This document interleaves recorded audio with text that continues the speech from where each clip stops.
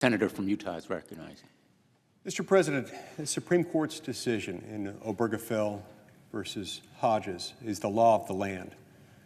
A single line from a single concurring opinion does not make the case for legislation that seriously threatens religious liberty.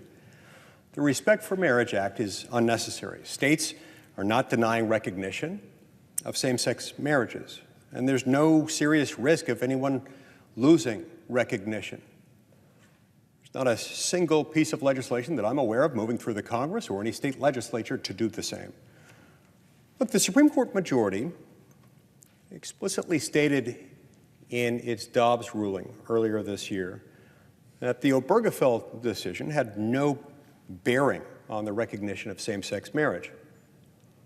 The proponents of this bill falsely claim that same-sex marriage is under attack because Justice Thomas suggested in a concurring opinion in Dobbs that the Supreme Court should take a closer look at all of its substantive due process jurisprudence, not necessarily to strike down those rulings, but often to consider whether they should be premised on a different constitutional hook.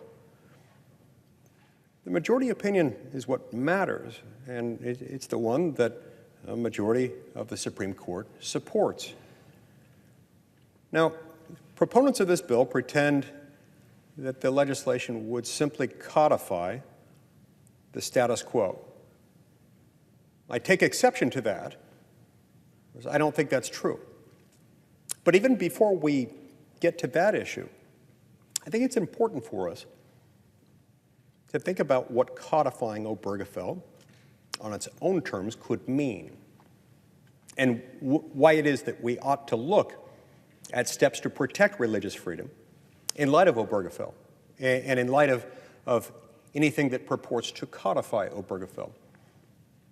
I remember when the Obergefell case was being argued before the Supreme Court of the United States in 2015. Solicitor General Don Verrilli, representing the United States government, then the Obama administration in power, was arguing before the court, and Justice Alito, my former boss, interjected with a question. He asked Solicitor General Verrilli whether, if the Supreme Court of the United States recognized a constitutional right to same-sex marriage throughout the United States, whether that wouldn't, read with other precedent, read in context with other federal civil rights protections, along with prior Supreme Court rulings, whether that might not result in the risk of some nonprofits, including some schools and universities, being threatened with the loss of their tax-exempt status. Solicitor General Verrilli responded immediately and unambiguously. He said, yes, Justice Alito, that's going to be a problem. He reiterated it 3 times, that would be a problem, that would be something that would have to be addressed. What he was acknowledging was that there is a real risk dealing with Obergefell itself, that unless we take steps to protect religious colleges, religious universities, other religious nonprofits, some of those might be threatened with the loss of their tax-exempt status based solely on their religious beliefs about marriage, about what a marriage is and what it is not. Many in the immediate wake of Obergefell came right out and purporting to offer comfort to religious Americans and religious institutions in America. Many came forward and said, oh, this risk isn't going to materialize. As I recall it, President Obama at the time said, look, I'm not going to force any church to perform a same-sex marriage contrary to its religious teachings.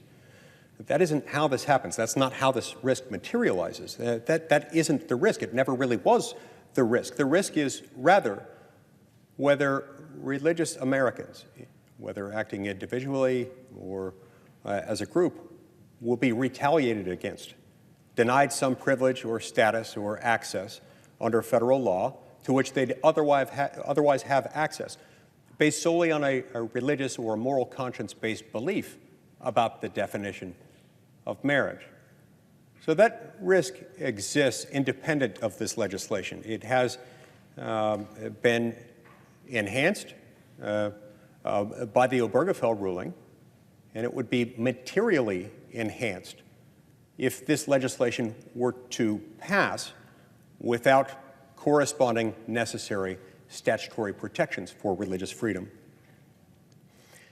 Indeed, Cardinal Timothy Dolan of the United States Conference of Catholic Bishops warns of this very thing. He warns as follows, quote, "This bill's harms would be far-reaching.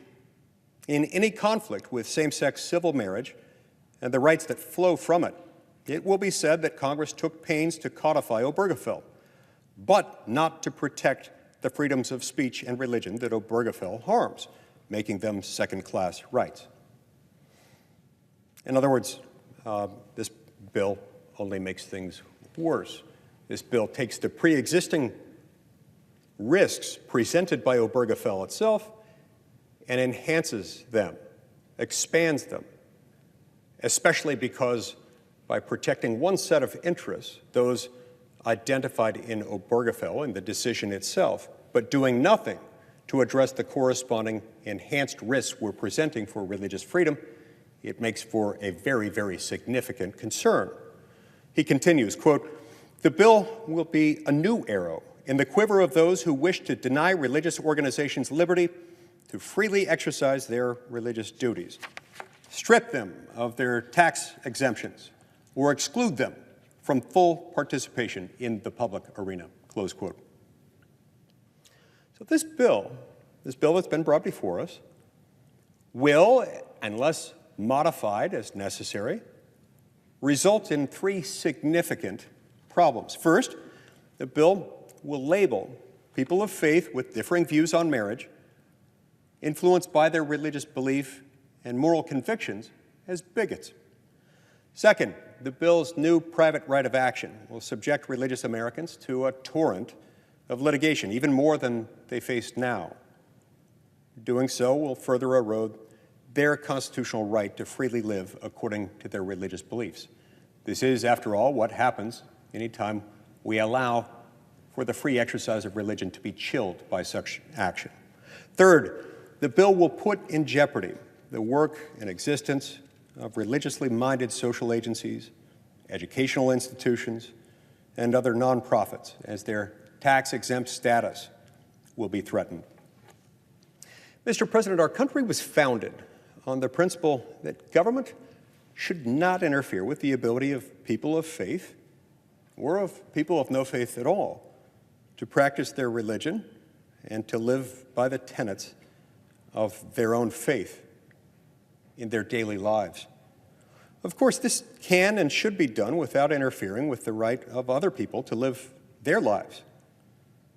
That's what we expect. In fact, every time we as Americans seek to protect freedoms, liberty, whether through adoption of the First Amendment or the adoption of the Equal Protection Clause of the 14th Amendment, for example, or anywhere else, we seek to do it in a way that doesn't create a zero-sum game, enhancing the rights of some while diminishing the rights of others. That's not who we are. That's not how we roll. That's not how our constitutional framework was ever intended to function. It's antithetical to who we aim to be. This bill elevates the rights of one group and does so at the expense of another. And it does so needlessly, Mr. President, as there is a way to accommodate both interests. But that way, unfortunately, isn't pursued by the authors of this bill. Many, including some on the left, want to label people who disagree with them on marriage as bigots and force them, in this instance through endless litigation and threats, to comply with the beliefs of the left and renounce their genuine, sincere religious beliefs.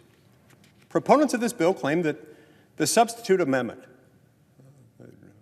we saw for the first time just a few days ago somehow fixes all the concerns raised by those of us who want to protect religious liberty. They're wrong. They couldn't be more wrong. They're sadly, and severely mistaken. The amendment's narrow protections for people of faith apply to only limited circumstances. For example, to the solemnization and celebration of marriages.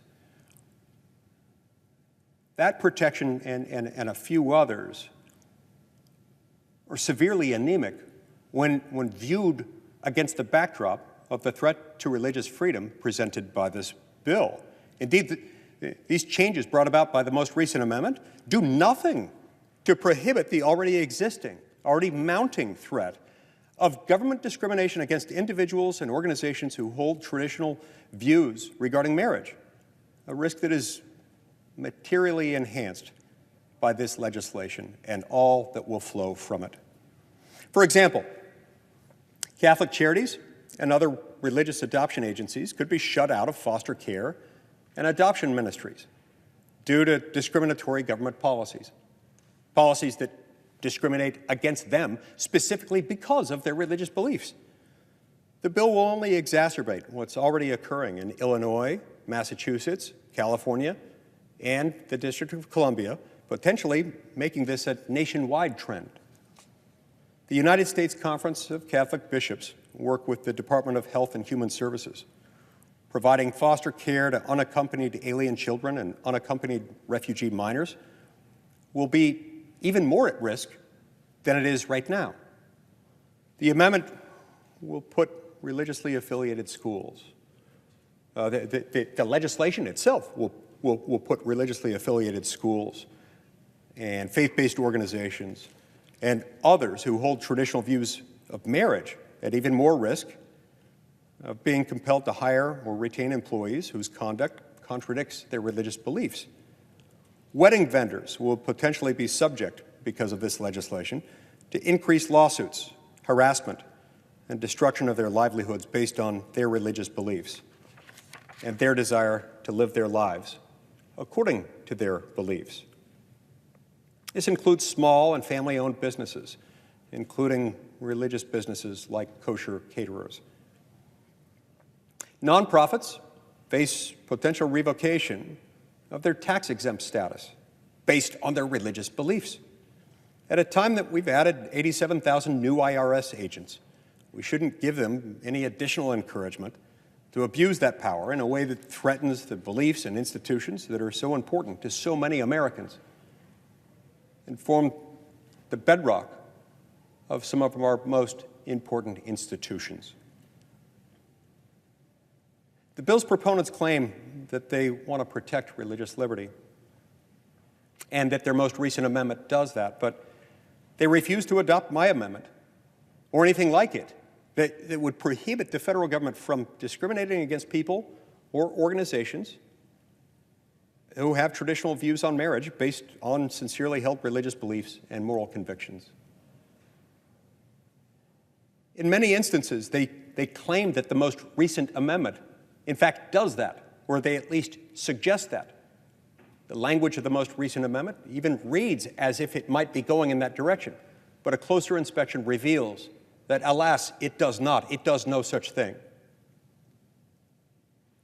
By suggesting that it doesn't do anything to alter or revoke tax-exempt status or any other status under federal law, that the bill itself doesn't do that. It ignores the fact that this bill sets in motion, keeps in motion, and accelerates existing threats to religious freedom and to the revocation of tax-exempt status for broad categories of nonprofits based on religious beliefs.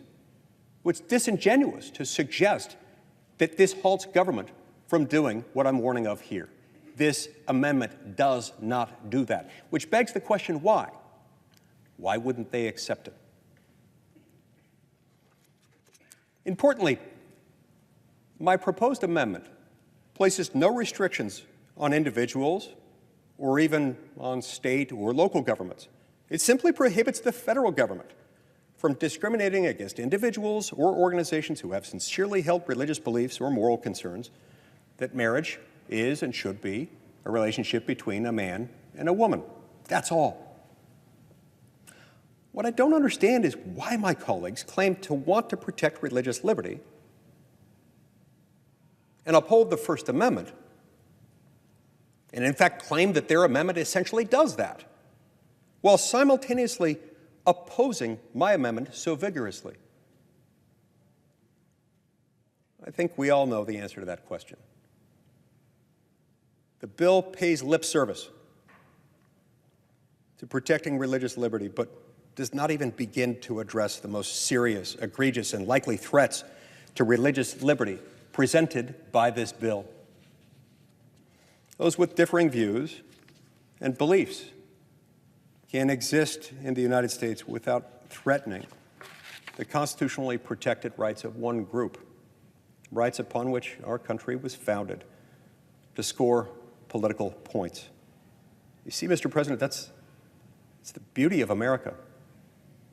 Our founding fathers believed strongly in the principle that all religious beliefs should be protected, not just those favored by those in charge of government.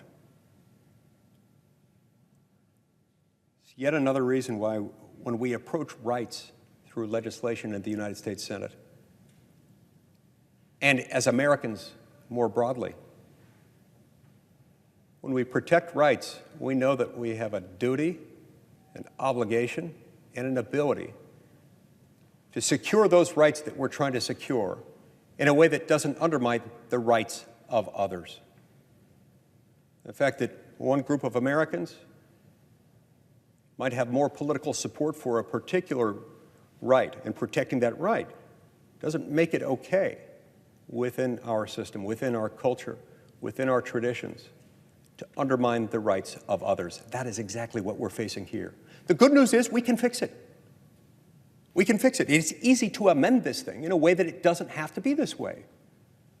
I have yet to hear any of my Democratic or Republican colleagues who supported the bill say that they want the federal government to be able to go out and indiscriminately threaten the revocation of tax-exempt status in order to punish religious beliefs with which they disagree.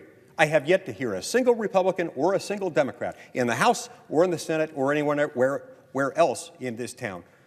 I have yet to hear any of them say, yeah, that's what we want to do. In fact, everyone who has addressed the issue has said, no, that's not what we want to do. Most of those on this bill have said, oh, we already taken care of that with this amendment. If that's really true, let's just adopt my amendment. And if you don't want to do it in that form, if you want to write out another version of the same thing, something that does the same thing, that's fine too. But they shouldn't be able to punish religious belief. That's all I want, a protection saying the federal government may not punish any individual or entity based on a religious or moral conviction-based belief about marriage. That is not too much to ask. If you asked any American citizen whether that was reasonable, shoot, if you asked any member of this body in public whether that's fair and reasonable, I think they'd have to say yes, because it is. Look, when legislation goes through this body and through this Congress in the proper way, we have a better chance of ironing out these details, of making sure that we're not expanding the zone of protected rights and interests of some at the expense of others. We do that pretty well. Mr. President, you and I served together on the Judiciary Committee. That's the committee of jurisdiction for legislation like this. This legislation should have gone through the Judiciary Committee, and yet we have not held a single hearing on it. We have not marked up this bill in Judiciary.